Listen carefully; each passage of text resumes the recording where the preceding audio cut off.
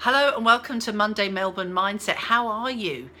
Today I'm finishing off the series of the 7 habits of highly effective teens and adults, written by Sean and Stephen Covey, and we're at habit number 7, which preceding a long weekend, the Easter weekend, I think is great timing.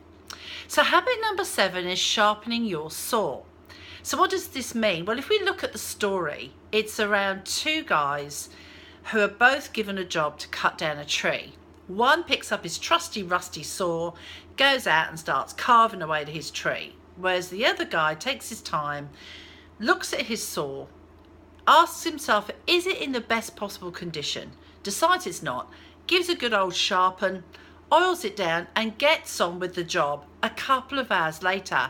And no surprising, he gets through his tree a lot quicker. And he turns around to the other guy and says, why don't you just take time out to get your saw in good shape? And the guy says, no, I'm way too busy. And I wonder if busyness is what stops us from sharpening our own saw. And where does this fit in amongst the 7 habits? Well, Sean and Stephen Covey talk about sharpening your saw, about finding time for you. So how do you find time for you and what do you need to focus in on? Well, there's the 4 dimensions. So there's the body. So when we think about the body, we probably all know what we should do, but are we doing it? Are we regularly exercising? Are we thinking about what food we're putting in our mouths? Have we set ourselves goals that we've just kind of ignored? And have we been more loyal to our excuses than to our promises? So keeping our body in great shape, one of our greatest assets in our personal life, in our professional life, and in business. Then it's around the mind. So are we stuck? Are we perhaps stuck in one way of thinking?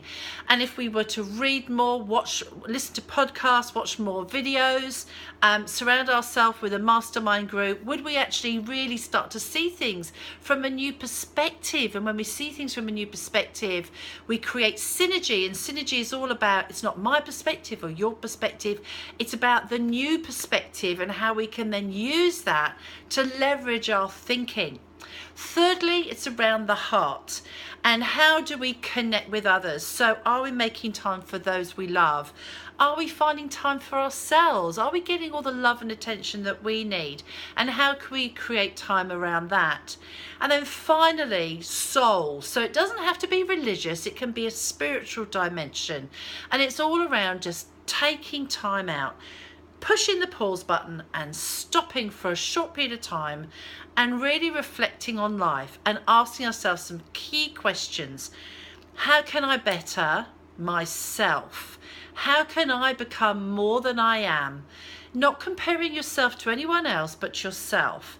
And if there's areas in your life that give you discomfort, that's a great start because now you're aware of it. You can start doing something about it. So with the long weekend coming up, the Easter weekend coming up, my challenge to you is, how are you going to create time in this 4-day weekend where you can make time for you? Creating time to ask yourself the question, am I using my trusty rusty old saw, as in who I am, or am I going to take time out to give it a good old shine, a good old polish, sharpen up my saw and be more productive for the next few months of the year? So that's my challenge for you today. This concludes the 7 habits of highly successful people. I trust it's been helpful. If you're coming on today for the first time, look back at my Facebook page and you'll see all the other 6 videos there. And give me a ring or contact me via my Facebook page if I can help you create the time to grow. Till next week, have a great day. Bye for now.